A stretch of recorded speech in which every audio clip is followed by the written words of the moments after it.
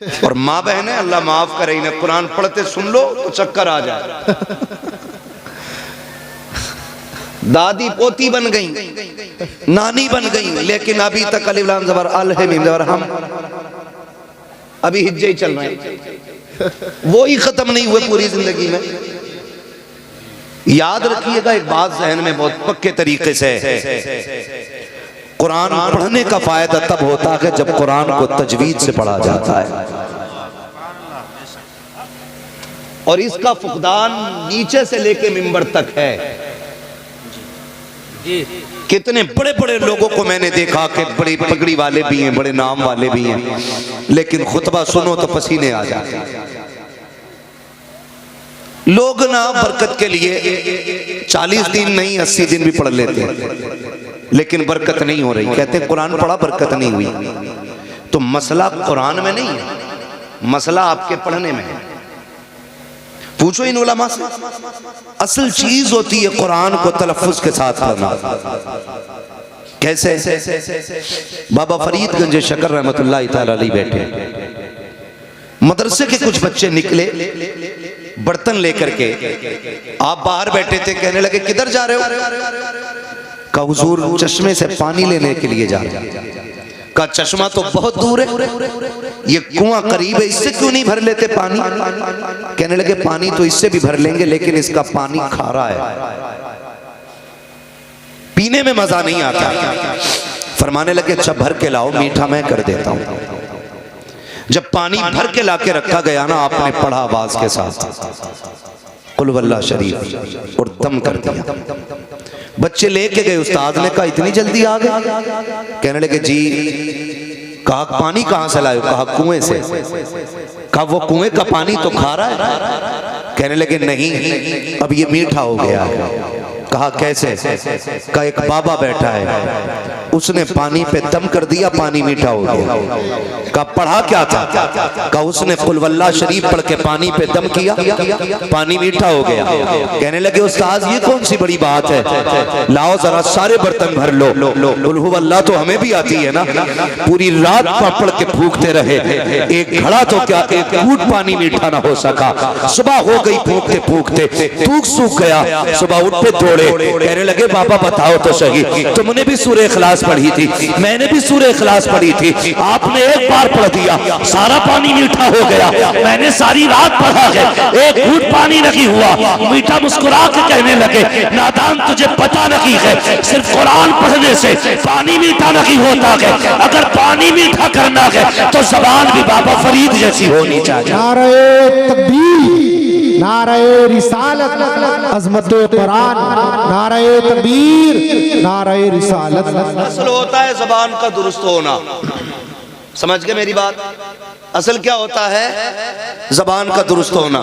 मसाइल बड़े हैं हज़रत, लोग हज करने जाते हैं, लेकिन गया था तब भी दाढ़ी नहीं थी, आया आप भी नहीं रख रहे, गया था तब भी डंडी मार रहा था, आया अब और लंबी करके डंडी मार रहा। क्या मतलब? मतलब वहां की ज़ियारत में नहीं है, मतलब इसके अपने अमल में। बहुत गौर से मेरी बात सुनिएगा, मतलब इसके अपने अमल के अंदर है।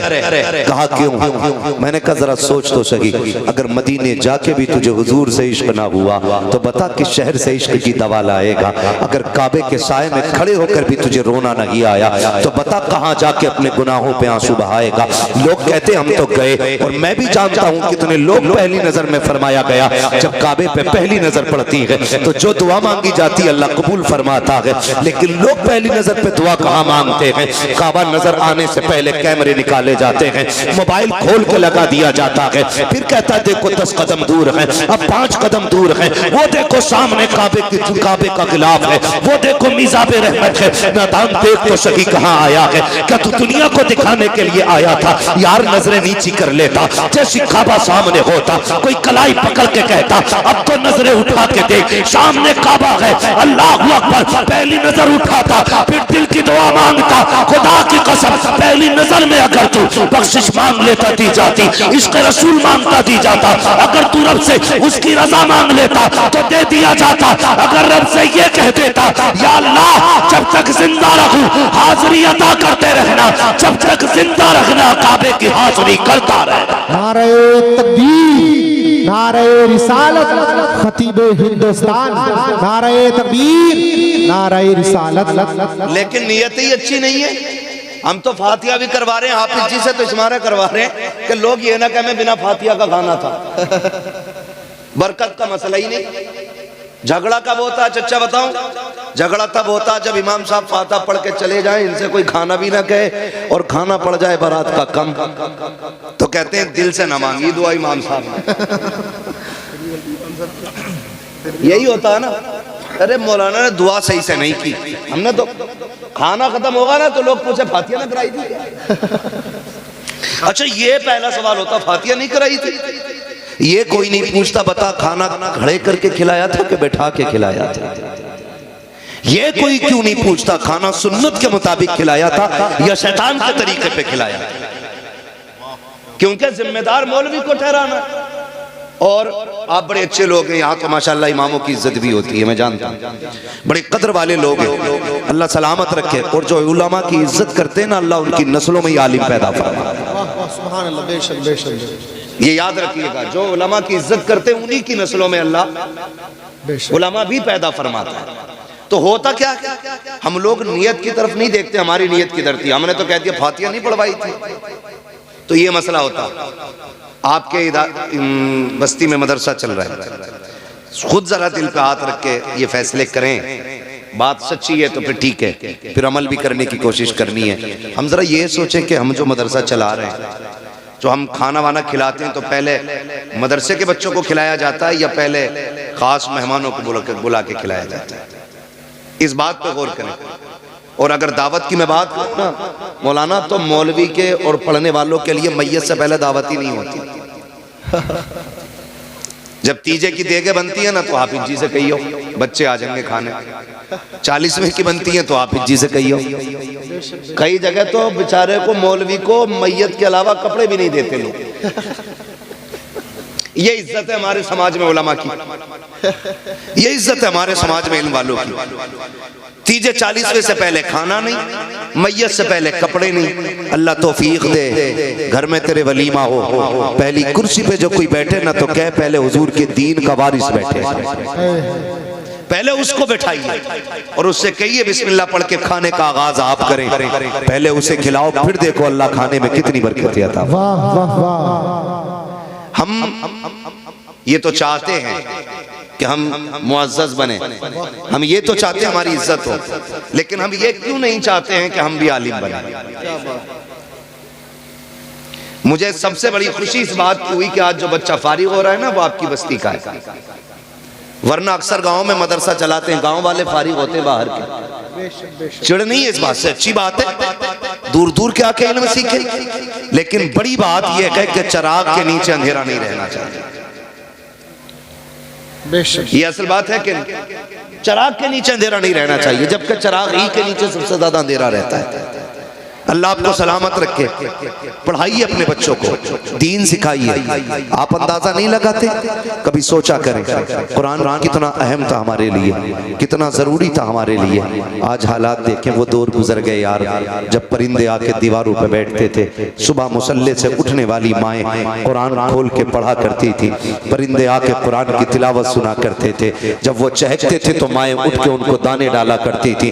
वो तिलावत सुन के भी जाते थे, दुआएं दे के भी जाया करते थे। हमारे घरों में बरकतें होती थी। तब लोग 100-150 नहीं, 10-20 नहीं, 2.5 रुपए कमाने वाले लोग इज्जत और शान से जिया करते थे। आज तक 10 लाख रुपए महीने कमा करके घरों में सुकून नहीं है, जिंदगियों में करार नहीं है। उसकी वजह यह है कि हमारे घरों के अंदर से बरकतें जा चुकी हैं, हमारे घरों के अंदर से बरकतें रूठ गई हैं। काश हमने कुरान की तिलावत को खास कर लिया होता, हर घर के अंदर कुरान की तिलावत हुआ होती। फजर के बाद रोज कुरान खुला करता, फजर के बाद रोज औरतें कुरान पढ़ा करती, लेकिन कहां से पढ़ेंगी औरतें कुरान? हम जब बीवी तलाश करके लाते हैं पहले ये पूछा जाता है एमए पास है कि नहीं, बीए पास है कि नहीं। यार ये तो पूछा करते हो, ये क्यों नहीं पूछते हो इस बच्ची को कुरान आता है कि नहीं, इसे दीन की वाकफियत है कि नहीं। जब ये घर से चली थी तो इसके जहेज में तो कुरान देखा गया था, लेकिन कभी मुसल्ले पे कुरान नहीं देखा गया। इसके जहेज में तो कुरान था, लेकिन आज तक इसके आगे कुरान रखा हुआ नहीं देखा गया।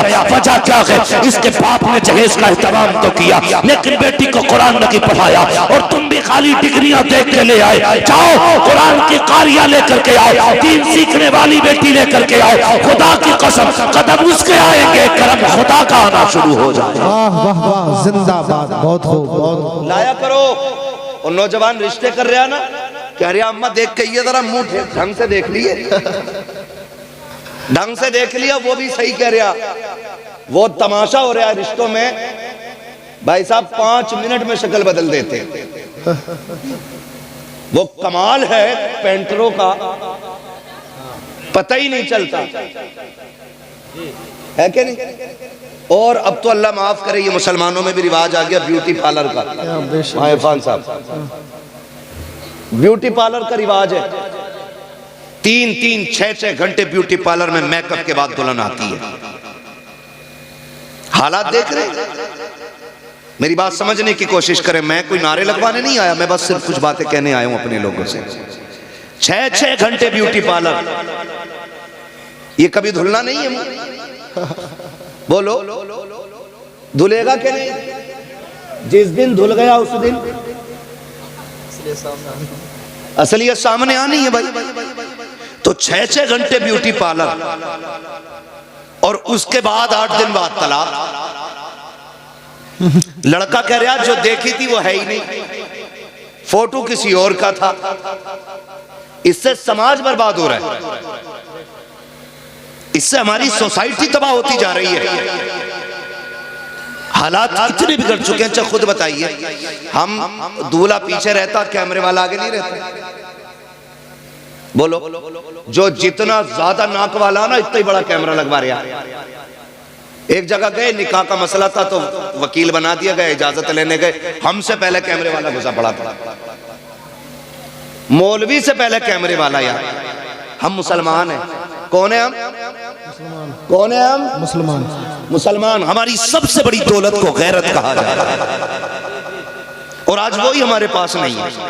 कैमरे वाला घुस जाता हर जगह जाकर, बाकायदा बुलाया जाता है, कहा जाता सही से वीडियो बनाना, ये सही से बनाना, देखना ये चलेगी बाद में। हमें गैरत आनी चाहिए। ब्यूटी पार्लर के नुकसानात आप न जानो, मगर मैं आपको बता जाऊं, ब्यूटी पार्लर के नुकसानात आप देखिए, चेहरे बिगड़ जाते हैं। जब मियाँ बीवी एक जगह रात को आकर के इकट्ठा होते हैं, हुक्म तो ये था ना कि नमाज अदा की जाए, दोनों एक जगह पर अल्लाह की बारगाह में शुक्राने के सजदे अदा करें। लेकिन करे कौन सजदे अदा? लड़के को तो वैसे फुर्सत नहीं है, और लड़की इतना ब्यूटी पार्लर से सज के आई है, मुंह धुल गया तो सारा काम खराब हो जाएगा, वुजू कर नहीं सकती है, इसलिए सजदे भी नहीं हो सकते हैं। जब वुजू नहीं होगा, सजदे नहीं होंगे, तो बरकतें कहां से आएंगी? ए मेरी कौम के शहजादियों, ब्यूटी पार्लर का हुस्न जो होता है, ये घंटे 2 घंटे का होता है। रब ने तेरे लिए वुजू को दिया था, तेरे लिए नमाज को दिया था। चेहरे पे अगर बिल्कुल भी रंग रोगन न था, 5 वक्त वुजू करके तुझे सजदे करके रब को मनाना था। ब्यूटी पार्लर का हुस्न कहता है जो रब की बारगाह में किए जाने वाले सजदे हुस्न दिया करता है। बहुत खूब, जिंदाबाद, बहुत अच्छा। लेकिन नौजवान भी अंधा हो गया, मर गया। क्या यार देख कहियो सही से, सही से देखियो। एक ने ना तो ऐसे करके देखा, रगड़ रगड़ के, ऑर्डर तो नहीं है। हालात देखो, ये क्या है बानू भाई? ये दीन से दूरी है, दीन से दूरी। बेशक ये बेशक, कड़वी सच्चाई है, ये हमारी दीन से दूरी है। तो रिश्ते भी अगर करते हैं ना, तो हम डिग्रियां देख के करते हैं। कभी सिर्फ ये मत देखो, ये मत कहो अम्मा देख के आए ना तो ऐसा देख के आना रिश्ता कि वो उसका चेहरा अच्छा हो, उसकी नाक अच्छी हो, उसके कान अच्छे हो। ऐसे ऐसे तखय्युलात पैदा कर देते हैं। ये बीच में जो निकाह कराने वाले लोग होते हैं ना, अच्छी बात है रिश्ता कराना, लेकिन जरा हल्का हाथ रखा करो। आते ही कह रहा लोंडिया ऐसी देखी ना होगी जी तुमने। ये जुमला जब कह दिया ना लड़के के सामने, तो उसके जहन में एक तस्वीर बन गई। लेकिन जब देखता है तो कहे हुए का बिल्कुल उल्टा। फिर यहां से नफरत पैदा हो जाती है, नफरत पैदा हो जाती है। तो ये बीच वाले रे लड़की ऐसी है कि देखी नहीं होगी, और लड़के की बात आवे तो लड़का 90,000 कमा रहा। अभी उसके अब्बा ने बताया कि इसी महीने डाले लखनऊ से कितने 90,000, और 3 महीने शादी को नहीं होते लड़के का अब्बा मीटिंग लेके बैठ जा, समझाओ ये 2 रुपए नहीं कमा रहा। भाई ये शादी से पहले तो 90,000 कमा रहा था। तो मसला क्या होता, धोखा, फंसाना किसी को। भाई जो रिश्ता कराने वाले लोगों कितना मिल जाएगा, 500 रुपए और एक जोड़ा। गलत बोलोगे तो पूरी जिंदगी लानतें और मिलेंगे। और उधर से आके कह रहा 90,000 कमा रहा, तुम क्या दोगे? तो बाप होता, कहता यार चलो ठीक है 90 कमा रहा है तो हम भी 10 लाख दे देंगे। कहा ना जी 10 में बात ना चलेगी, उसका रिश्ता फला जगह से आ रहा है, 12 तो वही देने कह रहा है, तुम 15 दो। तो 15 कह करके तय कराया जाता है। और जब शादियां होती हैं राज खुल के आते हैं, लड़की के बाप को पता चलता है ये तो निकम्मा निकला, फिर वो 15 में से 10 काट के 5 देता है। फिर जब लड़की ससुराल आया करती है, फिर जो तमाशे होते हैं, लड़का वाला कहता है लड़की से, उसका शौहर कहता तेरे बाप ने 15 का वादा किया था, 5 दे करके धोखा किया है। लड़की कहती है तू भी कोई दूध का धुला नहीं है, तेरे बाप ने भी 90 बताए थे, जब से मैं घर में आई हूँ 1 रुपया कमा के नहीं लाया है। गैरत आनी चाहिए। क्या नतीजा निकालोगे इससे? अगर माशरे को सुखी रखना चाहते हो, झूठ ना बोला करो, सच बोला करो। और ये कभी तलाश न करना 90,000 कमाने वाला हो, 1 लाख कमाने वाला हो, लड़का ऐसा तलाश करो कि भले 100 रुपए कमा के लाए, हलाल के लेके आए, किसी का हक मार के न लाए, किसी का दिल दुखा के न लाए। अल्लाह ऐसा कादिर मुतलक है, अगर हलाल कमाने वाला होगा अल्लाह 100 में भी 1 लाख की बरकतें अता फरमा दे। वाह वाह वाह, जिंदाबाद, बहुत खूब। मतलब नहीं है डाकू हो चाहे मगर 1 लाख ला रिया हो, बहुत खूब। हाँ मगर अल्लाह भी ऐसा कादिर मुतलक है, लाओ कौन सा डाकू लाओगे निकाल के बड़ा बनेगा। 1 थोड़ा कमर में निकाल देता है, 1 थोड़ा जमीन बिकवा देता है, एक थोड़ा सा जमीन बिकवा देता है। वरना तुम नहीं जानते, बुरा ना मानना। अमीर अक्सर कैसे जाते, brain tumour, brain haemorrhage, cancer, फालिज। गरीब बुखार आया निकल ली, सिरसाम हुई निकल ली, ये सस्ते निबट जाते हैं। खुदारा रब से रिज़्क़ हलाल मांगो। और दुल्हन देखो तो पढ़ी लिखी, दीनदार, और दामाद देखो तो वो भी दीनदार।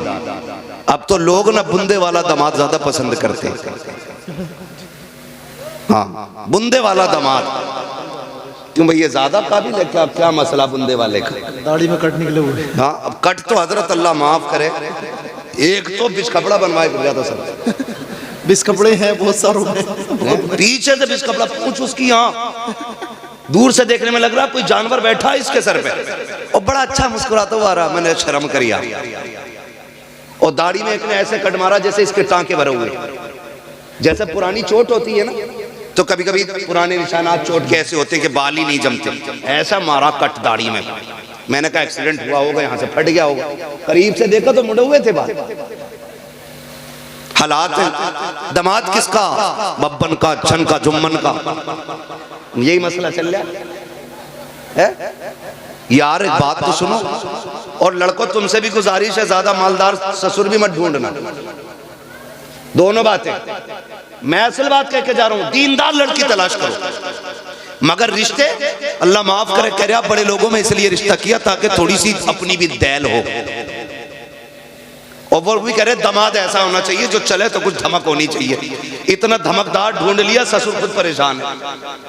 फिर कह रहा तावीज दे दो, उसकी धमक से ससुर परेशान। का ऐसा दामाद चाहिए जिसके सामने कोई ना टिके। अब ससुर भी सामने टिकने तैयार नहीं, बीवी भी सामने टिकने तैयार नहीं, मारा मारा फिर रहा तावीजों के लिए। क्यों लगा रखे हो ये चक्कर? तुमने एक फैसला गलत किया है, दीनदार तलाश करना था घराना, अल्लाह रसूल से प्यार करने वाला ढूंढना था दामाद। तुम्हें ऐसा दामाद ढूंढना था जो 5 वक्त का नमाजी हो, इसलिए कि जो अल्लाह का हक अदा कर सकता है वो तेरी बेटी का भी हक अदा कर सकता है, और जो रब से नहीं डर सकता वो अपने ससुर से कैसे डर सकता है? सुभान अल्लाह, सुभान अल्लाह, बहुत खूब, जिंदाबाद, बहुत अच्छा। कहने अरे हाफिज जी हैं खाली, हाफिज जी को लोनिया ना दे, हाफिज जी हैं खाली, मर के दे, यही हाफिज जी काम आ।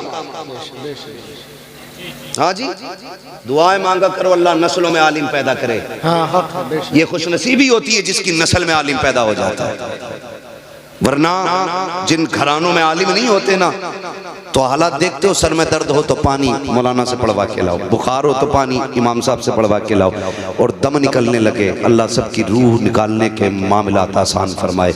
इतना मुश्किल होता है वहाँ मुनाजिर साहब, इतना मुश्किल होता है कि जब रूह निकलना शुरू होती है ना तो टखनों में अटकती है, घुटनों में अटकती है, कमर में जाकर रुक जाती है, फिर सीने पे आके जब रूह अटकती है तो बड़ा मुश्किल मंजिल होता है। मुश्किल मंजर होता है जब रूह सीने में आके अटक जाती है, जब गले पे जाके रूह का काम रुकता है ना। खुदा की कसम मैंने लोगों को जमीन से तड़प में उठते हुए देखा है, तड़पते हुए देखा, फिर कहते हैं लाओ कोई गिलास उठाओ, मौलाना से पानी पढ़वाओ। बच्चा गली गली घूम रहा है लेकिन कोई पढ़ने वाला नहीं मिल रहा है, कोई मिल भी गया का जल्दी पढ़ दो, अब्बा का इंतकाल होने वाला है, रूह नहीं निकल रही है, पानी पढ़ दिया गया, बच्चा लेकर के आ गया लेकिन पानी हलक के अंदर गया ना गया, बड़ा मुश्किल मंजिल होता है। क्या कि अच्छा हो कि तेरा बेटा अगर कुरान का कारी हो, आलिम दीन हो, रूह निकलने का काम शुरू हो, इधर ये कुरान पढ़ना शुरू कर दे। खुदा की कसम जहाँ जहाँ रुकने का मंजर रूह का आएगा, जो मकाम रूह के ठहरने के हैं, जब उन पे पहुंचेगी और तेरा बेटा यासीन की तिलावत करता होगा, फरिश्ते कानों के अंदर मुबारकबादियां देते होंगे, रूह कैसे निकल जाएगी पता भी नहीं चलेगा। इधर कुरान की तिलावत होती रहेगी, उधर जन्नत का सफर आसान होगा। नारे तकबीर, नारे रिसालत, जश्ने दस्तार बंदी, नारे तकबीर, नारे रिसालत। कुरान के आदी बने, पढ़ेंगे इंशाअल्लाह कुरान, सारे बोले इंशाअल्लाह। और जिन्हें पढ़ना नहीं आता वो कुरान देखने की आदत डालें। हर घर में कुरान होगा कि नहीं, होगा कि नहीं? हर घर में, हर घर में कुरान। और कुरान का मामला तो ये कि बंदे 5 है तो मोबाइल 8 है, बंदे 5 है कुरान 2 ही रखे, और वो भी नहीं खुलते कभी। और मोबाइल 2 मिनट कोई भी अपना मैं हूं आपको छोड़ के दिखा दें, मिलेगा ही नहीं फ्री। जिसके हाथ लग जाएगा वही चलाना शुरू कर देगा। लेकिन कुरान 2 रखे, कोई खोलने वाला नहीं। जहेज में कुरान आ जाए तो सास कहती है कुरान तो कई रखे, इसे मस्जिद में पहुंचा दो। फ्रिज को संभाल के रखेगी, टीवी को संभाल के रखेगी, गाड़ी को साफ कराएगी, सारी चीजों पे सफाई कराएगी। कुरान की बारी आ गई मस्जिद में पहुंचा दो, 2 ही उन्हीं कोई ना खोलता। ये गैरत की बात है। जब कुरान घर में रखने की जगह ना हो, समझ लेना कयामत आने वाली। ये है हमारा कुरान से प्यार, ये है हमारी कुरान से मोहब्बत कि हमारे घर के अंदर कुरान के लिए जगह नहीं रही। क्या कुरान कहता नहीं होगा मालिक ये मुझे खोलते तक नहीं है, ये मुझे पढ़ते तक नहीं है? कुरान सिर्फ 40वां तक के लिए था। कुरान तो शऊर जिंदगी देने के लिए आया था। कुरान से इश्क करो, यहाँ भी सिला देगा, वहाँ भी सिला देगा। आओ तुम्हें बताऊं, अल्लाह अकबर, एक बहुत बड़ा शराबी था, बहुत बड़ा शराबी, इतना बड़ा मशहूर शराबी था कि इंतकाल हुआ, कोई दफन करने उसको नहीं आ रहा था, कोई हाथ लगाने उसको नहीं आ रहा था। रिश्तेदारों ने ये सोचा अगर दफन नहीं किया गया तो इसकी लाश सड़ जाएगी, बदबू फैलेगी, चलो उठा के कब्रिस्तान के गड्ढे में डाल आओ। ये सोच करके रिश्तेदार लेकर के गए। कुछ लोग शामिल हो गए जनाजे में मिट्टी देने के लिए। जब मिट्टी दे करके वापस पलटने लगे, पूरे कब्रिस्तान में मुश्को अंबर की खुशबू आने लग गई थी। लोग हैरत में थे, ये क्या मामला है, ये खुशबू कहां से आ रही है? लोग पलटे उधर जिधर से आ रही थी, जाके देखा उसी कब्र की मिट्टी उठाई जिसके अंदर शराबी को दफनाया था। जब सूंघा तो उसकी कब्र से मुश्क की खुशबू आ रही थी। दौड़े लग गई लोगों की उसके घर की तरफ, कहने लगे यार शराबी तो बड़ा था, बड़ा पापी था, इसकी कब्र से खुशबू कैसे आ रही है? घर गए, बेटी के भी आंसू सूखे न थे। जाके पूछा बता तो सही बेटी तेरे बाप ने कौन सी नेकी की थी? बच्ची ने आंसू साफ किए। कम मजाक कर रहे हो? कम मजाक तो नहीं है, बता तो सही तेरे बाप की नेकी क्या थी? का हुआ क्या है? का आज जब दफना के लौट रहे थे उसकी कब्र से मुश्क की खुशबू आ रही थी। का मेरा बाप शराबी था, मेरा बाप गुनाहगार था। का बेटी हम भी जानते हैं, लेकिन ये बता नेकी क्या की थी? उसने कहा नेकी तो कोई याद नहीं है, लेकिन इतना मुझे याद आ रहा है जब कभी नशा उतरा करता था तो मेरा बाप गुस्ल करता था,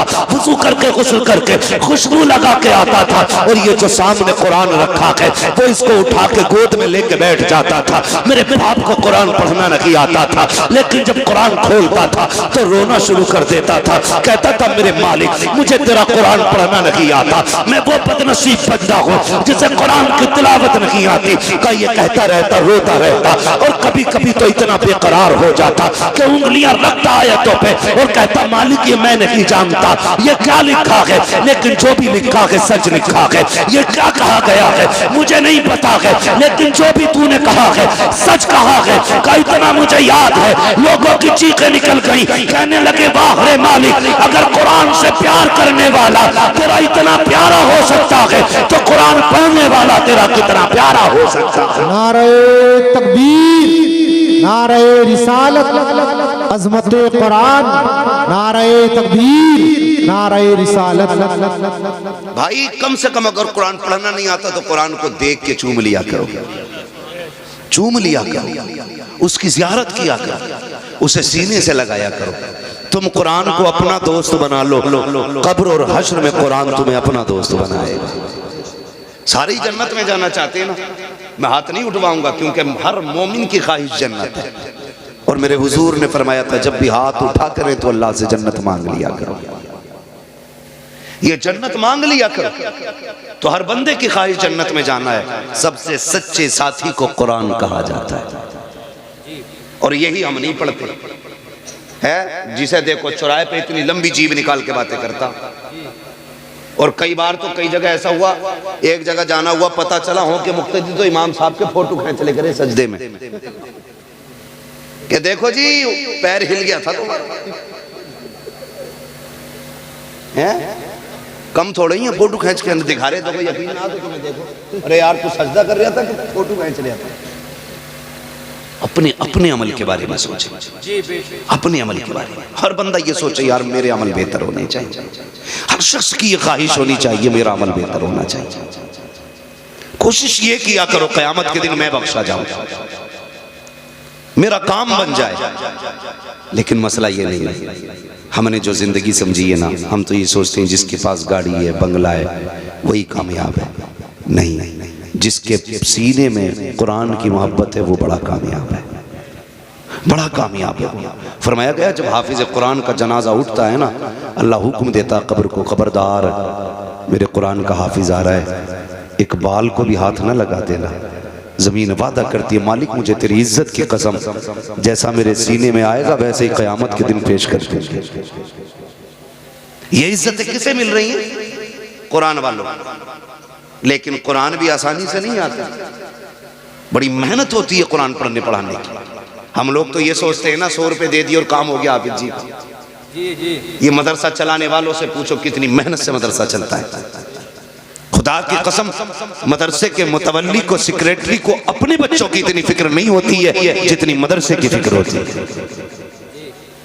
ये यकीन कर लीजिएगा आप मेरी बात का, इतनी फिक्र नहीं होती अपने बच्चों की जितनी मदरसों के बच्चों की फिक्र होती है।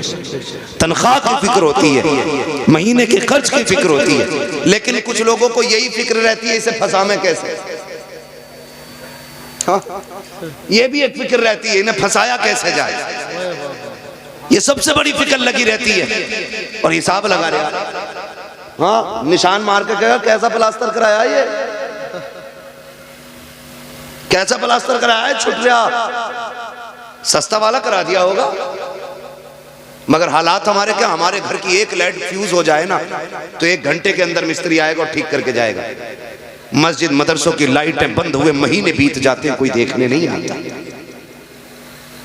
ये कड़वी सच्चाई है, महीने बीत जाते हैं कोई देखने नहीं आता। मैं तो सलाम करूंगा उस बाप को जिसने बेटे को कुरान का कारी बनाया है। वो माएं मुकद्दर वाली हैं जिन माओं ने अपने बेटों को हाफिज बनाया। वो बहन नसीबों वाली है जिसने ऐसे भाई को रोटी खिलाई कि जिसने कुरान की दौलत अपने सीने में उतारी है। और ये देखना, ये सारे लोग इसके बदले में इंशाअल्लाह जन्नत में जाएंगे। इतनी बड़ी दौलत है, वरना औलाद किसे प्यारी नहीं होती है बताओ। हर माँ बाप को औलाद जो अपने माँ बाप के प्यारे वही बोले औलाद, अब तो सारे प्यारे बन गए ना। जब तक मतलब की नहीं आए बंदा बोलना ही नहीं चाहता। सारी औलाद माँ बाप की प्यारी होती है। और जब लड़की पैदा होती है तो भले ही मुंह उतर जाए, लड़का पैदा हो जाए माने अमीन साहब तो लड्डू इससे मोट सस्ता इससे पतला नहीं बटता, यही है ना। और खुशी भी होती है, लड्डू बटते भी हैं और बटने भी चाहिए, क्योंकि जिससे नस्ल चलती है वो भी कोई आम चीज नहीं, नस्ल भी अल्लाह नसीबों से चला। मैं बेटों की मुखालफत नहीं कर रहा हूं, लेकिन कुछ बताना चाह रहा हूं। बेटा पैदा हो, विलादत से 1-2 दिन पहले या 1 घंटा पहले ही बुकिंग हो जाती है, भाई 10 किलो लड्डू बनने हैं। कितने? बोलो बोलो यार, बोलो, सो मत। 10 किलो बनने। और इत्तेफाक से हॉस्पिटल से खबर आ जाए कि बेटी आई है, 5 मिनट हजरत फोन स्विच ऑफ करके लेट जा। लड्डू वाला फोन कर रहा है, ये कब जाएंगे? बोले तू ही खा ले। अरे बनवाए क्यों थे? कह रहा हमने तो सोचा लड़का पैदा होगा, डॉक्टर भी कह रहा था, लेकिन लड़की आई है। तो बोला क्या हो गया? तो बोले अब तो पानी ना उतर रहा, हालत से लड्डू की बात कर। क्या बात। बेशक बेशक। ये मुसीबत आने लगती है लोगों के चेहरे पे, और ये खुद लाई हुई मुसीबत है। अल्लाह की तरफ से तो बेटियों के साथ रहमत आया करती है। तो बेटा पैदा होता, लड्डू बटते क्यों? इसलिए कि बेटा बाप के बुढ़ापे का सहारा होता है। आ गई इतनी बात समझ में? बेटा बाप के बुढ़ापे का सहारा होता है। सारे बोले सहारा होता है। बेशक। जाना खाली बैठ के नहीं कहना यहाँ पे। मुझे आज सिर्फ जो है तालीम पे बात करनी है, मदरसे पे बात करनी है, वरना मैं उधर जाता तो इंशाल्लाह एक पूरा पेंट करके जाता आपको। बेटा बाप के बुढ़ापे का सहारा होता है, और होना भी चाहिए। भाई कोई बंदा एक पेड़ लगाता है तो फिर उम्मीद होती है कि इस पे फल आएंगे। वो कहा था किसी ने, पेड़ उम्मीदों का ये सोच के काटा ना गया, फल ना पाएंगे इस पे तो हवा ही देगा। अगर दरख्त फल भी ना दे, साया तो फिर भी देता है ना। तो ये सोच के दरख्त रखाए जाते हैं कि ये साया देगा। अगर बाप ये सोच के बेटे को पालता है कि बुढ़ापे का सहारा बनेगा, तो क्या गलत सोचता है? हर शख्स अपनी बुनियाद पर डाली हुई चीज से उम्मीद रखता है। छत इसलिए डाली जाती है कि इसके नीचे बैठने का मौका मिलेगा, दरख्त इसलिए लगाए जाते हैं कि फल खाने का मौका मिलेगा, बेटे को देख के इसलिए खुशी मनाई जाती है कि बुढ़ापे का सहारा बनेगा। यार जब बेटे ने दहलीज पे कदम रखा, खुशियां की खुशियां थी, होश संभलने लगा, बाप ने क्या कहा? बेटे को कुरान पढ़ाना है। हालात ने ये कहा अगर पढ़ाना है तो बेटे को दूर करना पड़ेगा, अपने आप से जुदा करना पड़ेगा, मोहब्बतें कुर्बान करनी पड़ेंगी। बताओ तो क्या मोहब्बतें हैं? आप कभी देखना, आपको अंदाजा हो जाएगा माँ बाप को औलाद से प्यार कितना होता है। सर्दी की रातों में आपका बेटा सोता है, 3 बार उठ के चेक करते हो कहीं रजाई से सर तो नहीं खुल गया है, कहीं पैर तो नहीं निकल गए हैं। माँ उठ के चेक करती है मेरा बेटा बिस्तर से बाहर तो नहीं है, कहीं नीचे तो नहीं गिर गया है। इतना प्यार माँ बाप औलाद से करते हैं। लेकिन जब कुरान की बारी आती है, वो बेटा जो बुढ़ापे का सहारा होता है, वो बेटा जो माँ बाप की आंखों का करार होता है, वो बेटा जो घर वालों का सुकून होता है, उसको घर में नहीं रखा जाता, फिर उसे मदरसे वालों के हवाले कर दिया जाता है। अब क्या करना है? कहा जो चाहो वो करो, लेकिन हमें कुरान की दौलत चाहिए। किधर तुमने बेटा दे दिया, अब वहाँ कोई देखने वाला नहीं है, वहाँ कोई सीने से लगाने वाला नहीं है। आपके बेटे को रातें भी तन्हाई में काटनी पड़ेगी, दिन भी मुश्किल में काटना पड़ेगा। लेकिन बताओ तो सही, ये सोबतें किसके लिए थी? तो कहना पड़ेगा कुरान के लिए। ये मोहब्बतें किसके लिए थी? कहना पड़ेगा कुरान के लिए। ये कुर्बानियां किसके लिए है? कुरान के लिए। यूं ही कोई कुरान का कारी नहीं बन जाता। एक माँ ने बेटे की जुदाई बर्दाश्त की है, जब कुरान की दौलत सीने में आई है। बाप ने बेटे को जिगर से दूर किया है, तब कुरान की दौलत सीने में आई है। बहन ने भाई को रुखसत किया है, तब कुरान सीने में आया है। और खुदा की कसम, जाओ मदरसों को जाकर के देखो, मदरसे चाहे कितने गरीब क्यों ना हो, अपने इदारे का जायजा लो जा करके। जितने तलबा पढ़ते होंगे, नीचे बैठ के पढ़ते होंगे, वुजू करने के लिए ठंडा पानी होगा। लेकिन एक तारीख बता दो अपने इदारे की, कोई सर्दी की वजह से मर गया हो, कोई ठिठुर के मर गया हो, कोई सर्दी की वजह से नहीं मरा, किसी को बीमारी नहीं लगी है फर्श पर बैठने से। वरना हमने बड़े बड़ों को देखा देखा कि अगर जमीन पे नंगे पैर चल लेते हैं तो कभी सिरसाम हो जाती है, कभी फेफड़े जाम हो जाते हैं, कभी नाक बंद हो जाती है। लेकिन ये मदरसा है, जब से मदरसे में आए हैं बैठने के लिए भी ठंडा फर्श है, बैठने के लिए भी ठंडा फर्श है, चलने के लिए भी ठंडा फर्श है, वुजू के लिए ठंडा पानी, और धूप निकलते नहीं बल्कि रात के 3-3 बजे उठ करके ये कुरान वाले जब ठंडे पानी से वुजू करते हैं खुदा की रहमतें सलाम करती हैं इनको। तुम्हें क्या पता, खुदा की कसम ये मदरसे के अंदर रहते हैं कितनी रातें सर्दियों में गुजरती हैं, किसी को कुछ नहीं मालूम है। लेकिन बताना ये चाहता हूँ, आपका बेटा एक दिन घर पे रह के जमीन पे लेट जाए, पसली चलने लगती है, नाक बंद हो जाती है, ये रोज जमीन पे बैठते हैं लेकिन कभी बीमार नहीं होते हैं। वजह क्या है? वजह सिर्फ इतनी है, जब बच्चे घर पे रहते हैं माँ बाप देखभाल करते हैं, जब मदरसे में आते हैं तो रसूल पाक देखभाल करते हैं। नारे तकबीर, नारे रिसालत, मुफ्ती हम्माद साहिब किबला, नारे तकबीर, नारे रिसालत जिंदाबाद।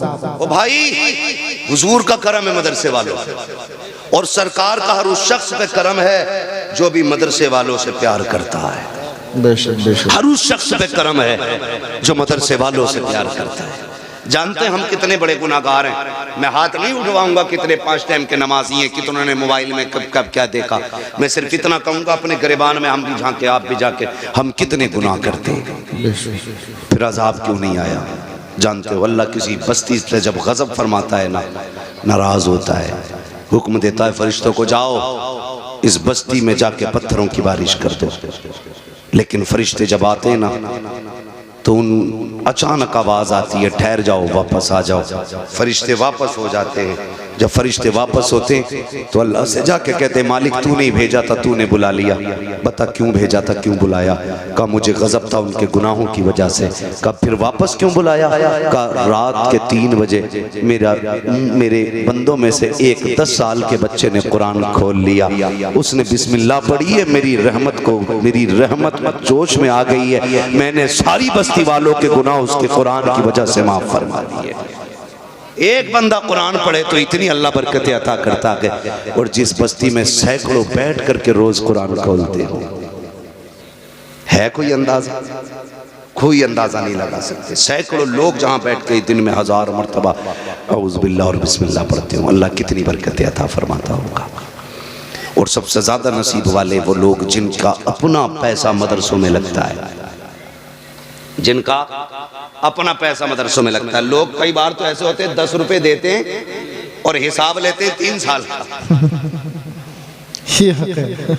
10 रुपए की रसीद कटेगी, ठीक है, और फिर पता क्या कहते ये साहब मुतवल्ली साहब से हिसाब दिलवाओ हमें। वो कहते हैं ना जिसे मारना नहीं होता वो बल्ली उठाता। कहता मैं तो अकेला चला दूंगा, खाली हिसाब दिलवा दो। अबे चाओ उल्लू के पट्टे, तुझसे घर नहीं चल रहा, मदरसा चलाएगा। मदरसा तेरे जैसे अमीर नहीं चलाते, मदरसा मदीने वाले रसूल चलाया करते। कैसे? मसलके आला हज़रत मुफ्ती हम्माद साहिब किबला, ख्वाजा का हिंदुस्तान का। चलिए कोई बात नहीं, नाराज माशाल्लाह, अल्लाह सलामत रखे। कोई बात नहीं बच्चे, जिसे कोई इज्जत ना दिया करे उसे आप सब इज्जत दिया करें। ये नहीं, कुछ नहीं होना चाहिए, सारे ही अल्लाह के बंदे। अगर इसका दिमाग थोड़ा लूज है तो इसका मतलब ये नहीं है कि तुम जिब्रील हो गए हो। सब अल्लाह की कुदरत है। किसी को ज़हीन बनाया उसने, किसी को कुछ दिया, ये सब उसकी कुदरत के करिश्मे। बंदे सारे ही अल्लाह के होते हैं, तो थोड़ा सा जरा कंट्रोल किया करें। ठीक है जी, तवज्जो है आप लोगों की जो मैं कह रहा था आपसे। तो वो हिसाब लेता जो 10 रुपए देता है, और जिसका काम दीन की खिदमत होता है बेचारा वो मुंह से ही नहीं बोलता, वो मुंह से ही नहीं बोलता बेचारा, काम करे जा रहा। वो क्या कहता, यार मेरा काम देना था मैंने दे दिया, अब ये क्या करेगा ये जाने और अल्लाह जाने। यही होता है ना। और हालात अल्लाह माफ करे, लॉकडाउन लगा था तुम्हारे गांव में? ना लगा ना लॉकडाउन? पूरे भारत में लॉकडाउन था। तो चलो बिजनेसमैनों का बिजनेस बंद था, सर्विसमैनों की नौकरियों की छुट्टी थी, तनख्वाहें रुक गई थी। मदरसे वाले बेचारे किसानों के पास गए ना कि चंदा दे दो, तो कह रहे दिख न रहा लॉकडाउन चल रहा, तेरी फसल तो पूरी आई भाई। बहाना ढूंढ रहे, बहाना कि यार लॉकडाउन है, अरे भाई तेरा काय का लॉकडाउन है? तेरा गेहूं भी कटा, धान भी कटा, गन्ना भी बिका, सब कुछ हुआ ना। मध्य में हुए काम किसानों को और ज्यादा देना चाहिए था। हाँ, फायदा क्या हुआ मैं खुद जानता हूं, मैं भी गांव का रहने वाला हूं। कभी किसी की मजबूरी का जिंदगी में फायदा ना उठाना। जब लोग मजदूरी करने वाले लोग थे, शहरों में काम बंद हो गए ना, तो जमींदारों ने 50-50 रुपए में उनसे नलाइयां कराई हैं। जी जी गलत कह रहा हूं मैं? लगा दिया लहन से। यानी 50-50 रुपए में नलाइयां कराई हैं। कह रहे चल जा तो चल, वरना और बहुत। तो जिसके घर खाने नहीं वो बेचारा 50 के 25 पे भी जाता, 10 रुपए पे भी काम करता। ये किसने किया? जमींदारों ने। अच्छा, मैं किसी जमींदार को बुरा नहीं कह रहा हूं, ये ना सोचना भाई तंज कर रहा है। मैं बस एक बात बताना चाहता हूं आपको, कभी किसी की मजबूरी का फायदा ना उठाओ। अच्छा, गरीब जो है ना मजदूरी देने में जल्दी करता है। मालदार कहता है चल बे 200 रुपये मांगने आ गया, कल को आ जाइए। वो बेचारा गरीब कल को फिर आ गया, तो कहते बड़ी भाई तुझे भाई बड़ी जल्दी हो रही है, कल तो मना ही करा था। तो आपकी नजर में 200 रुपये हो सकते हैं, लेकिन किसी के घर का पूरा खर्च भी हो सकता है। वो ये क्यों भूल रहे हैं आप? इस 200 रुपए में किसी के चूल्हे का खर्च और किसी की दवा भी तो हो सकती थी। आप क्यों हिसाब लगाते अपनी इनकम से? अगर किसी के 10 रुपए भी मजदूरी के हैं तो हुजूर के फरमान के मुताबिक मजदूर की मजदूरी पसीना सूखने से पहले दे दो। इस पे अमल क्यों नहीं करते? तो 50-50 रुपए में काम कराया, जो ईंखें 10,000 में पल नहीं थी 1500 में पल गई। हाँ, और नलाइयां डट के हुई। नले नलाए खेतों में लोग जाके बैठ रहे थे। गन्ना इतना मोटा होता तो इतना हुआ। ये हुआ था लॉकडाउन में, लेकिन मदरसे वालों से हमने फिर भी यही कहा लॉकडाउन चल रहा, लॉकडाउन चल रहा। लोगों ने कई बार लोग कहते हैं, सुनो मैं आज कह रहा हूं, लोग कहते हैं बीमारी लग गई, हवा ऐसी चली है, ऐसा वायरस है, गन्ना मारा जा रहा है। मैंने कहा तुमने नहीं जाना, लॉकडाउन लगा था तो तुमने खड़ी खेतियों में तूने के फायदे कमाए थे, लेकिन अल्लाह रसूल को भूल गए थे। आज उसने खड़ी खेतियों में आग लगाई है, कोई बचाने वाला नहीं है। कड़े खेत के गन्ने बर्बाद कर दिए, कोई देने वाला नहीं है। चाहो दावे के साथ कहता हूं, सुख के दिन आए या दुख के दिन आए, खुदा को याद रखा करो, वो तुम्हारे खेतों की भी हिफाजत करेगा, तुम्हारी जेबों की भी हिफाजत करेगा। बहुत खूब, बेशक बेशक बेशक। जब मरने लगते हैं तो अल्लाह याद आता, जब कसरत होती है तो मेरी नलाई से हुआ, ये तो खाद डाला था तो हुआ इतना गन्ना। लेकिन जब वो लेता है तो खाल उधेड़ देता है, और जब देता है तो छप्पर फाड़ के देता है, बेहिसाब अता फरमाता है। इसलिए खुदारा सबसे अच्छी तिजारत है अपने रब से तिजारत करो। किससे? अपने रब से तिजारत करो। अगर चाहते हो कि आपकी दुनिया भी कामयाब रहे, आखिरत भी, तो फिर अल्लाह से तिजारत करो। और अल्लाह से तिजारत क्या? वो फरमाता है तुम्हें 1 दो, मैं तुम्हें 10 दूंगा, 10 दूंगा। और मैं तो रब तो ये कहता मैं जितना चाहूं उतना दे दूं, मगर हम अल्लाह से तिजारत नहीं करते। हम तो पार्टनर ढूंढते, कर्रा वाला है भाई, ठीक है अच्छी फराम है, कर लिया और वही डुबकी मार गया पैसा। अल्लाह से तिजारत करो, अल्लाह से तिजारत करो। अपनी कमाइयां ना दीन के कामों में लगाओ। कब्रिस्तान जाते हैं, कब्रिस्तान बोले हैं डरो मत यार, मैं कोई नमाज जनाजा पढ़ाने थोड़ी आया। कब्रिस्तान जाते हैं ना, जो नहीं जाते उन्हें 4 लोग लेके जाते हैं, जो खुद जाते हैं वो लौट भी आते हैं, जिन्हें लेके जाया जाता वो लौट के नहीं आते। हाय गाफिल वो क्या जगह है जहां 5 जाते हैं 4 फिरते हैं। समझ गए? जाया करो। कब्रें देखी है, हर तरह की होंगी, ऊंची भी होंगी, नीची भी होंगी, बैठी हुई भी होंगी, गली हुई भी होंगी, ऐसी भी होंगी जिन पे कपड़े पड़े रहते हैं, ऐसी भी होंगी जिन पे कोई मिट्टी डालने भी नहीं आई। कोई गारंटी है हमारे मरने के बाद ये जितनी हमारी नस्लें हैं ये कब्र पे ही बैठी रहेंगी? सोचो जरा, सोचो, गारंटी है कोई? जब हम ही नहीं जाते अपने परदादा की कब्र पे तो हमारी औलाद चली जाएगी। आने वाला दौर और नाजुक दौर है यार, कोई नहीं आने वाला, इसलिए अपनी आखिरत का इंतजाम खुद कर जाओ। किसको करना है? खुद करना है। आखिरत और कब्र का इंतजाम हमें खुद करना है।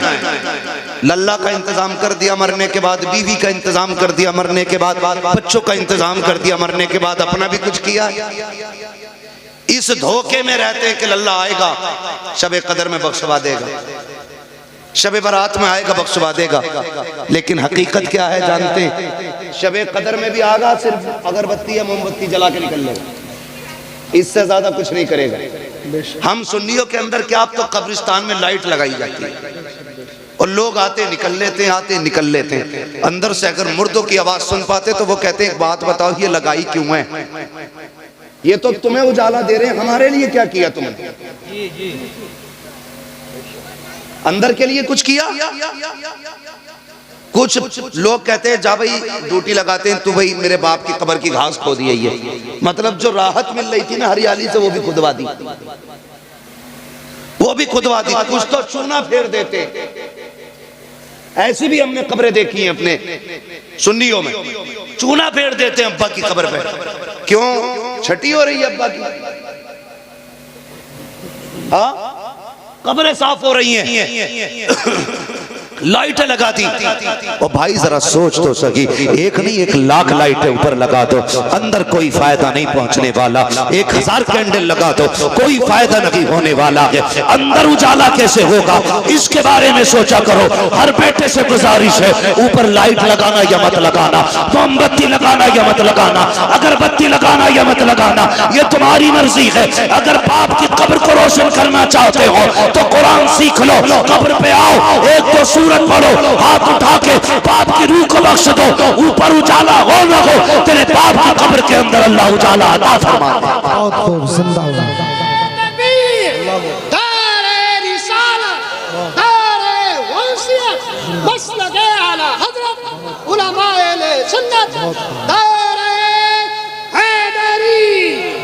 तवज्जो है आपकी? तो अंदर का इंतजाम करो। जब मर जाते हैं ना लोग, हमारी देखो खुशफहमी, मर जाते हैं तो कह मेरे अब्बा बहुत अच्छे थे। बोला क्यों? कि एक बार ना कुत्ते को पकड़ कर पानी पिलाया था। एक ने की याद है इसे अपने अब्बा की। और कह रहा मेरे अब्बा बहुत अच्छे थे, एक कह रहा मेरे अब्बा बहुत अच्छे थे। क्या हुआ? कि मेरे अब्बा ने ना, एक आदमी नंगे पैर जा रहा था, उसे जूते दे दिए थे। बस एक ने की याद है। बस मरने के बाद तो हम चाहते हैं कि सब हमारे मरने वालों को जन्नती बना दें, लेकिन जीते जी क्यों नहीं चाहते जन्नती बन जाए? इंतकाल होता है, खुदा की कसम ये कड़वी सच्चाई है। हमारी कौम के अंदर 2 काम होते हैं। जैसे कि इंतकाल होता है ना, इंतकाल के साथ बेटा फौरन कब्रिस्तान की तरफ की बजाय बाजार जाया करता है। जैसी बाजार जाता है, वहां से कुरान की पेटी खरीदता है, और खरीदने के बाद फिर घर लेकर के आता है। कहता मेरे बाप का नाम डाल दो पेटी पे, उसको मस्जिद में उठा के रख दिया जाता है। तुम्हें क्या लगता है ये पेटी रखे रखे सवाब पहुंचाएगी? पेटी से रखे रखे बख्शिश होती रहेगी? ऐसा नहीं होना है। अगर ये पारे पढ़े जाएंगे तभी तेरे बाप को सवाब मिलेगा। कितनी पेटियां रखे रखे तो उनके पारों में खून लग गए, पारों को दीमक खा गई, कोई खोलने वाला नहीं आया। पेटियां रखे रखे जंगालूद हो गई, कोई खोलने के लिए नहीं आया। जब तक रखे रखे कोई सवाब नहीं मिला। अगर ये चाहते हो तुम्हारे बाप को सवाब मिले तो पेटियों का हदिया ना करा, बल्कि मदरसे में आ जा। मौलाना यामीन से आके कह कि वो तालिब इल्म बता दो जिसके पास पहनने के कपड़े ना हो, सर्दी का लिबास ना हो,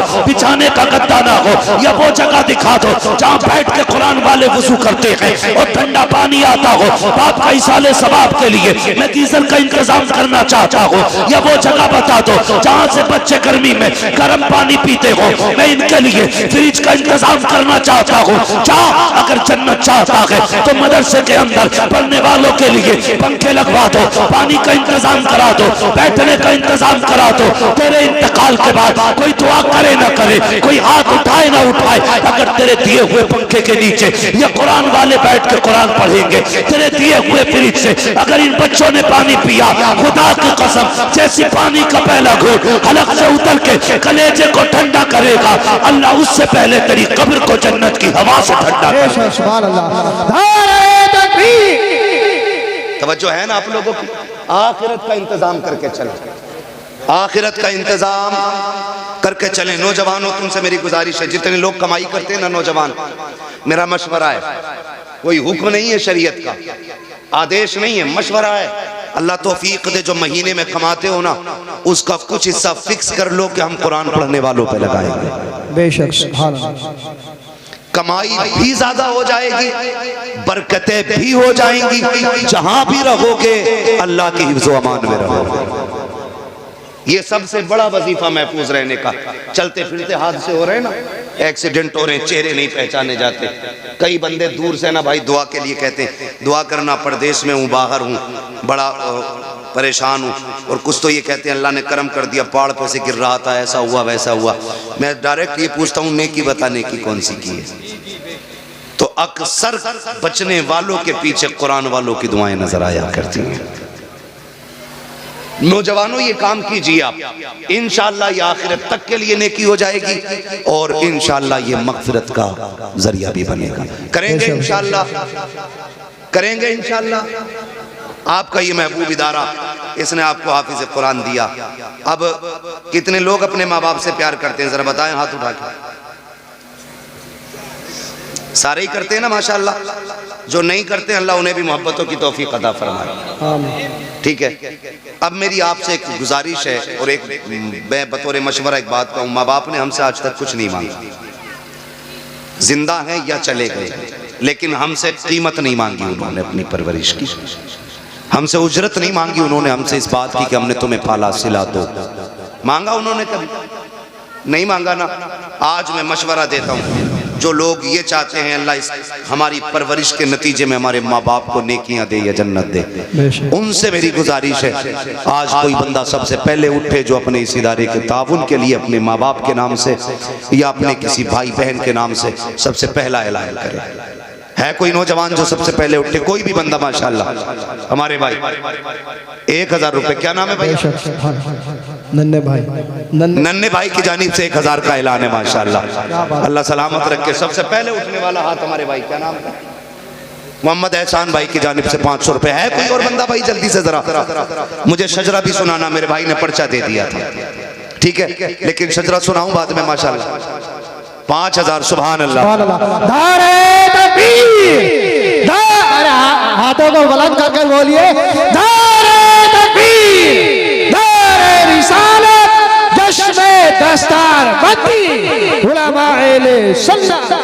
इस भाई की जानिब से 5000 रुपए सुभान अल्लाह। बोलो मेरे भाई। 2000 रुपए। क्या नाम भाई का? नाम बताओ जरा। मेहरबान भाई की जानिब से 2000 रुपए सुभान अल्लाह। बोल दो यार सुभान अल्लाह। अनीस भाई अभी 5000 सबसे ऊपर सुई है। मेहरबान भाई 2000। मुनाजिर डॉक्टर मुनाजिर हुसैन माशाल्लाह, इन्होंने 500 रुपए का ऐलान किया। अल्लाह इनकी सुइयों में बरकत अता फरमा दे। हाँ माशाल्लाह। है भाई और बंदा कोई? जल्दी से जरा उठे। मैं कोहरुए में कोर बापू में बोल रहा हूँ भाई, यहाँ के पैसे वाले भी मशहूर है। उठे भाई और कोई बंदा? मैं नाम वरी के लिए नहीं, मैं हुजूर के घर की बात की है मैंने। है कोई और बंदा? जल्दी से मशवरा कर रहे हो, करो मशवरा जरा जल्दी से। उधार वाले नहीं, उधार वाले भी चाहें तो लिखवा सकते। आज के दौर में मैसेज पहुंच जाएगा घर पे। क्या कितने? 5000 माशाल्लाह। ये एक ही मोहल्ले से नूरे इलाकी भाई, ये मोहल्ला बहुत तेजी से आगे। नूरे इलाकी भाई की जानिब से माशाल्लाह 5000 रुपए। है कोई जो छठी पे पहुंच जाए? ये तो पंजतन तक का मसला था। 3000 रुपए माशाल्लाह। क्या नाम? हाजी जुल्फिकार साहब की जानिब से 3000 रुपए माशाल्लाह। और उठे भाई हाजी, हाजी उठने पहले। है कोई और हाजी साहब भाई? जल्दी से बोले। देखो हजरत अबू बकर सिद्दीक का नाम सुनते हैं तो वाह वाह बहुत कहते हैं उन्होंने सब कुछ दे दिया था। अरे माशाल्लाह भाई, तू कब देगा यार? है ना मसला? है भाई और लोग? माशाल्लाह हाजी रिजवान साहब की जानी से 1000 रुपए। और कोई हाजी साहब हैं कोहरुए में जो यहाँ बैठे हो?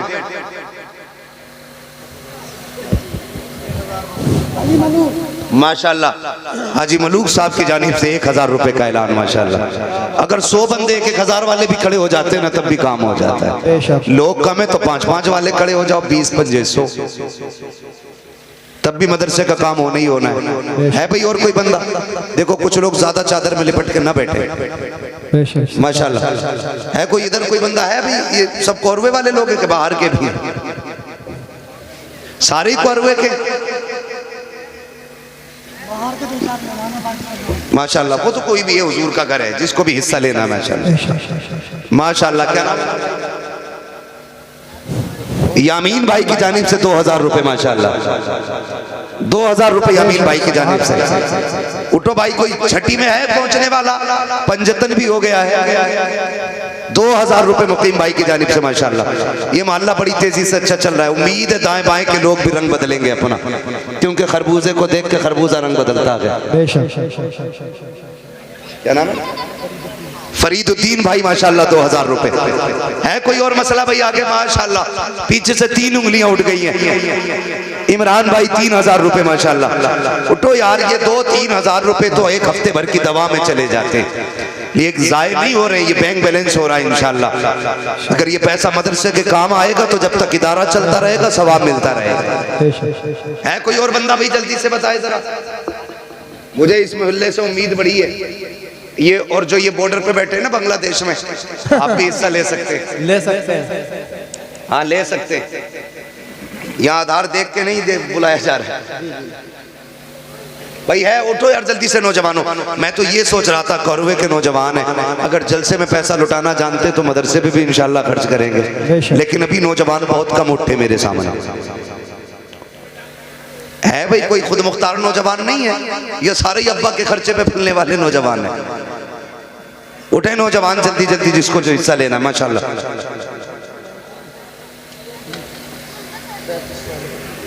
करा दी जाए दस्तारबंदी? जी अभी नहीं, अभी इंतजार किया जाए। चलो भाई माशाल्लाह। ये देखो नौजवान, अल्लाह इस नौजवान की जवानी को सलामत रखे। 1000 रुपए। क्या नाम है भैया?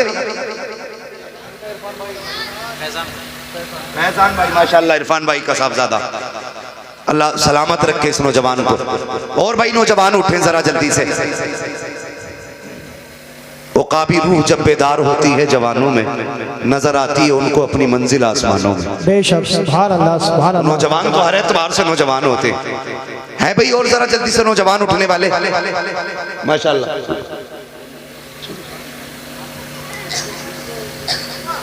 बोले जरा, मैं ना तो सबका मुंह देखूंगा।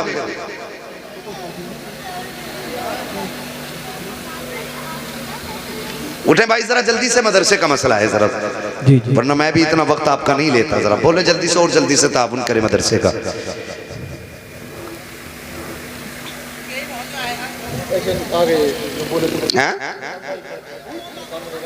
बड़ाइयों का मोहल्ला तो यहाँ तो रखना रहते हैं क्या? रहते क्या? क्यों कह रहे हो? रिश्तेदारी भी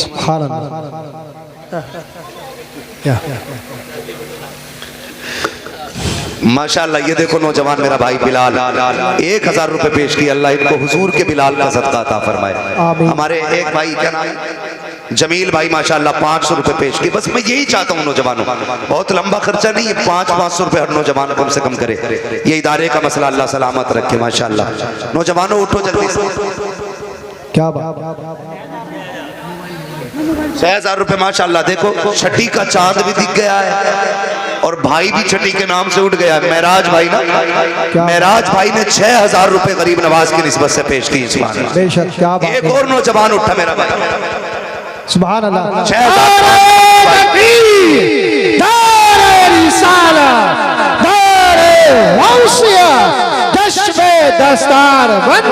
मेरे एक भाई ने 6500 रुपए का ऐलान किया है। क्या नाम है मेरे भाई का? नवाजिश भाई, अल्लाह इन पे अपने कर्म की नवाजिश फरमाए। नवाजिश भाई की जानिब से 6500 रुपए। ठीक है जी, इन्होंने 6000 छठी की निस्बत से, 500 पंजतन की निस्बत से। और नौजवान आगे खड़े हो भाई माशाल्लाह। इतना तो समझ में आ गया ना। क्या ये भी सैफी थे क्या? अरे ये भी सैफी थे क्या? ये तुरक है। देखो जी चचा, काम हो गया रिश्तेदारों का। हाँ रिश्तेदार आ गया 6500 तुर्कों से आया है माशाल्लाह है भाई। और बंदा जल्दी उठे, जल्दी फटाफट मदरसे का ताबून है यार। एक ही सफ में खड़े हो गए महमूद अयाज, ना कोई बंदा रहा ना कोई बंदा रहा। जल्दी जल्दी से करें नौजवान भाई। ये आप इस साउंड का जो है ना बेस बिल्कुल बंद कर दी, ट्रेवल इतनी खोल दी जैसे मैं पिपैया बजाने बैठा हूँ। है भाई और नौजवान कोई जल्दी से फटाफट उठे। हो गया काम। काय की इजाजत नहीं का हो रहा है। जल्दी से भाई बोलो आगे, मुझे भी जाना आराम करना, मैं भी रोज बोलता हूँ। है भाई ये वाला मोहल्ला खाली कैसे रह गया इधर।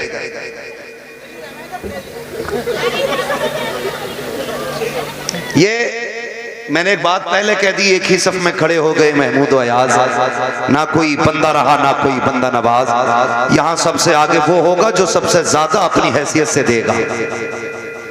मसला ये भी देखा चर्चा, मैंने बात बताऊं कि आदमी की हैसियत 1100 रुपए की होती है, लेकिन 11वें में 11 ही रुपए देवे। पता ना कौन सी अकीदत है उसकी भाई। ठीक है जी, हैसियत के मुताबिक अगर बंदा 10 रुपए भी दे रहा है बहुत दे रहा है, बहुत दे रहा है। अगर किसी की जेब में 50,000 पड़े, उन्होंने 500 दे दिए तो क्या दे दिए। जिसकी जेब में सिर्फ 10 थे उसने 10 दे दिए तो बहुत दे दिए। ठीक है जी भैया। और है कोई बंदा उठे। माशाअल्लाह मरहूम मुखिया साहब की जानिब से 500 रुपए पेश किए गए। अल्लाह उनकी कब्र में अपनी रहमतों गुफरान की बारिश फरमाए। ठीक है, अब उम्मीद करता हूँ इंशाअल्लाह जो रह गए हैं वो मरने से पहले एक बार जरूर हिस्सा ले लेंगे। हाँ मैं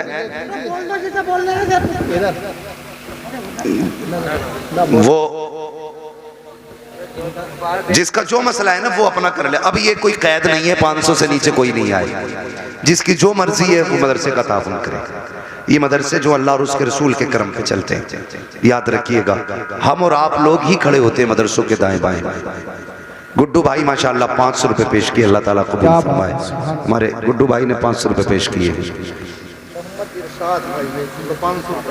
माशाअल्लाह। इरशाद भाई की जानिब से 500 रुपए पेश किए गए माशाअल्लाह। शाहिद भाई की जानिब माशाअल्लाह। मरहूम इख्तियार हुसैन की जानिब से 1000 रुपए। वो मरहूम खुश नसीब होते हैं जो अपने पीछे ऐसे लोग छोड़ के जाते हैं जो मरने के बाद भी उनका काम करते हैं। हाँ, वरना बाप की दौलत पे डांस तो सभी करते हैं, लेकिन मरने के बाद उनके इसाले सवाब के काम बहुत कम करते हैं। बहुत कुछ करते हैं तो हम परसी में बस 2-4 मिनट फाथा करते हैं, बाकी कुछ नहीं। अल्लाह तौफीक दे तो अपने मरहूमीन की जानिब से जरूर इसाले सवाब के लिए इदारे में हिस्सा लें। क्या नाम है मेरे भाई का? मोहम्मद जुनैद भाई की जानिब से 500 रुपये माशाअल्लाह। उठे भाई, हो गया काम। जरा कहते हैं या रसूल अल्लाह। ऐसे शजरा नहीं सुनाऊंगा, नमाज जनाजा पढ़ ली जाएगी। जोर से बोलो सुभान अल्लाह। सुभान अल्लाह। ये आगे वाले लोग बोलते हैं जरा सुभान अल्लाह, जरा सुभान अल्लाह। माशाअल्लाह माशाअल्लाह। क्या ये हमारे मौलाना इसरारुल हक साहब की जानिब से वालिदा के इसाले सवाब के लिए 1100 रुपये माशाअल्लाह।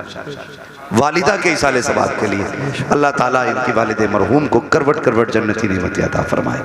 आमीन तो कही दो अल्लाह के बंदो, आमीन आमीन माशाअल्लाह। वालिदा की जानिब से तो कह रहा हूँ मैं, वालिदा को अल्लाह, मैंने पहली वालिदा का ऐलान किया था। ठीक है कोई बंदा हो गया काम? जरा बोलते हैं फिर सुभान अल्लाह। सुभान अल्लाह। माशाअल्लाह, अल्लाह खैर कर। अच्छा माशाअल्लाह, कोई बात नहीं है, अल्लाह ताला बरकत दे।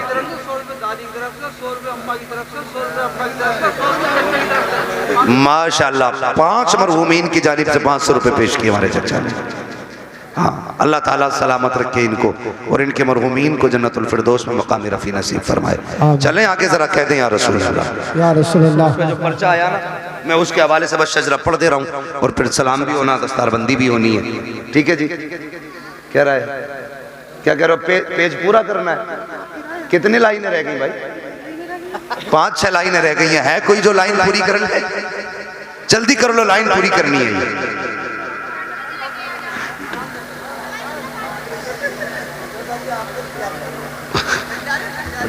अभी धीरे धीरे पैसे लाएंगे। उम्मीद करूं कि 2-3 मिनट में ये 4 लाइनें पूरी हो जाएंगी। माशाल्लाह, अल्लाह सलामत रखे। माशाल्लाह, ये देखो साजिद भाई, मोहम्मद साजिद, माशाल्लाह 500 रुपये, सुभान अल्लाह, माशाल्लाह। अल्लाह हमारी इन माँ बहनों को, हाँ, जो जिसका मसला है वो अपना हैसियत से अपना ताउन करे मदरसे का, वरना औरतों ने तो अपने कान नाक के जेवर तक उतार के दे दिए दीन के लिए। वो अपने अपने जज्बात के ऊपर बात होती है ना, ठीक है, तो जिसका जमन करे। एक दूसरे का मुंह क्यों देख रहे हो भाई, अपनी जेब देखो। हम जो है ना, हम लोग यही हिसाब लगाते रहते हैं कि साहब बस गोश्त ताजा, कल का चाहे कुछ हो ना हो, बिना बोटी के रोटी नहीं चलती है नहीं है। चलिए माशाल्लाह मुकीम भाई ने पहले 2000 दिए थे, 1000 और अपने वालिद की तरफ से पेश कर रहे हैं। सुभान अल्लाह। अल्लाह ताला वालिद मरहूम को इनके जन्नतुल फिरदौस में मकाम रफ़ी नसीब फरमाए। क्या नाम है मेरे भाई का, इसका नौजवान का? ना चलो उधर ही दे दो। महमूद अली भाई, माशाल्लाह 500 रुपये। हाँ, अल्लाह सलामत रखे। महमूद अली,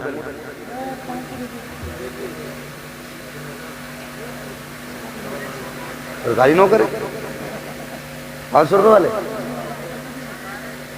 चलो अल्लाह भला करे भाई, अपना तो यही है, जो दे उसका भी भला, जो ना माशाल्लाह। नारे तकबीर, हाथ उठाकर बोलिए नारे तकबीर, नारे रिसालत, जश्न दस्तार बंदी उलमा। माशाल्लाह हाफिज एहतशाम साहब के भाई, इन्होंने 5000 का ऐलान किया। अल्लाह सलामत रखे। जब भाई उठा है तो फिर और भी तो रिश्तेदार होंगे, हैं? तो खाला जब दावत में कम ना रहती तो पैसे देने में कम थोड़ी रंगी, खाला मामू नानी सभी का हिस्सा होना चाहिए ना। हमारे एहतशाम हाफिज साहब के भाई ने इसमें हिस्सा लिया, माशाल्लाह, अल्लाह ताला कबूल फरमाए।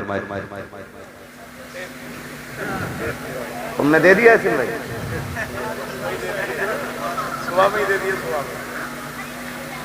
चलिए भी इंशाल्लाह जो रह गए हैं वो अपना देते रहिएगा, मदरसे का ख्याल रखिएगा। नौजवानों को मैंने मशवरा दे दिया है, हाँ, बस आप ही लोगों से मदरसा चलता है। और ये बात याद रखें, मदरसे में हुजूर खुद नहीं आएंगे देने के लिए, जब उन्हें काम कराना होता है ना, किसी भी गुलाम के दिल में डाल देते हैं।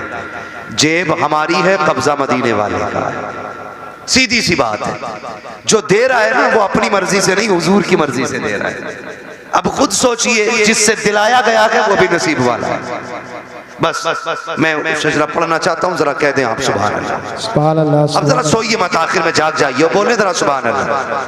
अभी आप बोल नहीं पा रहे भाई, बोले सुभान अल्लाह, वरना सलाम पढ़ लें। सुभान अल्लाह। ये सामने वाले लोग बोलते सुभान अल्लाह कहने में बेइज्जती नहीं होती। बेटे तुम चुप जाओ, मैं इनसे बात कर। सुभान अल्लाह कहने में बेइज्जती नहीं होती। ये नहीं है सुभान अल्लाह कहना छोटे लोगों का काम, बड़े लोग नहीं कहेंगे। बड़ा होता ही वो है जो अल्लाह की तस्बीह ज्यादा बयान करता है। बोले जरा सुभान अल्लाह। आदम के बेटे शीश, शीश के बेटे अनस, अनस के बेटे कैनान, कैनान के बेटे मैलाई, बेशक। सुभान अल्लाह, सुभान अल्लाह। आप भी कहने को तैयार नहीं, चलो भाई मैं भी आपसे कहूंगा ही। आदम के बेटे शीश, शीश के बेटे यानस, यानस के बेटे कैनान, कैनान के बेटे मैलाइल, मैलाइल के बेटे ब्यारत, ब्यारत के बेटे इदरीस, इदरीस के बेटे मुतवश्शिक, मुतवश्शिक के बेटे लमकने के नाम, लमकने के नाम के बेटे नूह, नूह के बेटे शाम, शाम के बेटे जुल्हाद, जुल्हाद के बेटे शालिक, शालिक के बेटे आबिर, आबिर के बेटे दाता, दाता के बेटे रावा, रावा के बेटे शारू, शारू के बेटे नाखुर, नाखुर के बेटे तारिक, तारिक के बेटे इब्राहिम खलीलुल्लाह, इब्राहिम खलीलुल्लाह के बेटे इस्माइल ज़बीहुल्लाह, इस्माइल ज़बीहुल्लाह के बेटे केदार, केदार के बेटे वाम, वाम के बेटे हमल, हमल के बेटे साबित, साबित के बेटे सलमान, सलमान के बेटे रहीसा, रहीसा के बेटे इलियासा, इलियासा के बेटे औद, औद के बेटे हवा, हवा के बेटे अदनान, अदनान के बेटे मोहित, मोहित के बेटे नदान, नदान के बेटे मुदिर, मुदिर के बेटे इलियास, इलियास के बेटे मुदरिका, मुदरिका के बेटे खदीमा, खदीमा के बेटे किनाना, किनाना के बेटे नदर, नदर के बेटे मालिक, मालिक के बेटे फहर, फहर के बेटे गालिब, गालिब के बेटे लुई, लुई के बेटे काब, काब के बेटे मुर्रा, मुर्रा के बेटे किलाब, किलाब के बेटे कुसै, कुसै के बेटे अब्द मनाफ, अब्द मनाफ के बेटे हाशिम है, हाशिम के बेटे अब्दुल मुत्तलिब है, अब्दुल मुत्तलिब के बेटे अब्दुल्लाह है, अब्दुल्लाह के बेटे मोहम्मदुर रसूलुल्लाह। बेशक। सुभान अल्लाह।